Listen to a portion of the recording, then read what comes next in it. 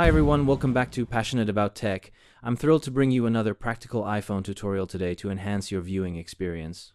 In this video, we're diving into how to enable True Tone on iPhone with iOS 18, a display feature that adjusts your screen's colors based on ambient lighting for a more natural look. It's perfect for reducing eye strain and making colors look more accurate, whether you're indoors or outside. We'll go through the setup step by step. I'll show you how to turn it on, and I'll share some tips to ensure it works optimally. So let's enable True Tone together. Stick with me for this display tutorial. Alright, let's get started with adjusting your screen. First, open the Settings app, tap Display and Brightness. You'll find it near the top, just below General. Look for True Tone.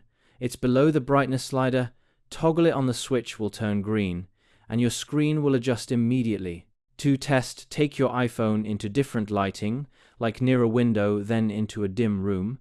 Notice how the screen's color temperature shifts for better viewing.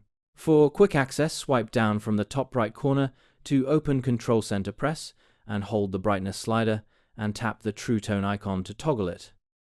To ensure it's working, go to a white background, like in Notes, and see how the white adjusts to look warmer or cooler based on light. A tip: if True Tone doesn't adjust, ensure your iPhone's ambient light sensor isn't blocked.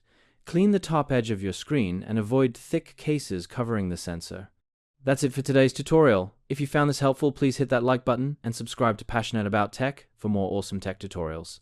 Your support means the world to me, so don't forget to click that subscribe button and turn on notifications so you never miss a video. Let me know in the comments if True Tone improved your viewing. I'd love to hear your thoughts. See you in the next video.